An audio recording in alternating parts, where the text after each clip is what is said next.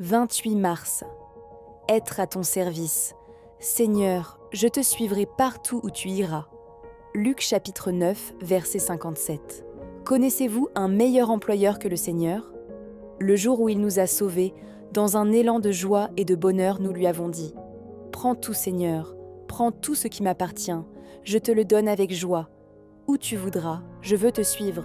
Je te suivrai partout où tu voudras. » En un mot, dans notre reconnaissance pour nous avoir ouvert les yeux à la véritable vie, en retour, nous lui avons tout donné.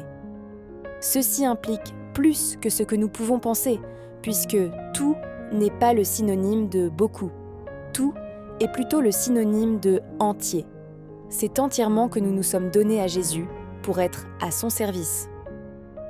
Les jours qui suivirent nous obligèrent de constater la signification de notre promesse, et parfois nous avons trouvé des circonstances pénibles, quoique la paix et la joie qu'il avait placées dans notre cœur surpassaient tout ce que nous pouvions éprouver.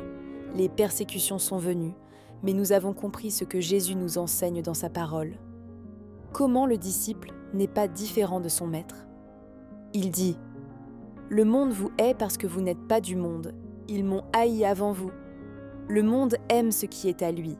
S'ils m'ont persécuté, ils vous persécuteront aussi. » Paraphrase de Jean chapitre 15, versets 18 à 22. Si nous suivons notre Maître dans la persécution, nous le suivons aussi en allant et faisant du bien autour de nous.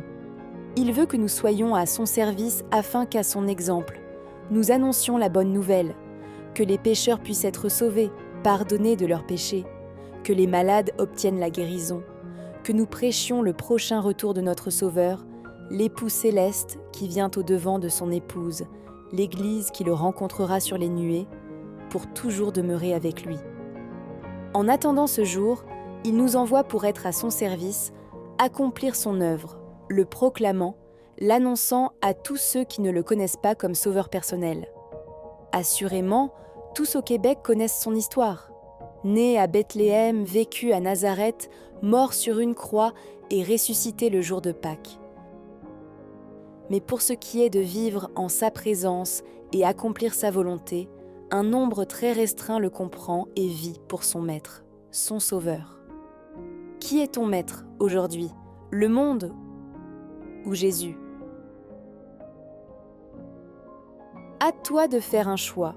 Si cela n'est pas fait, ne perds plus un instant de ta vie pour des choses inutiles.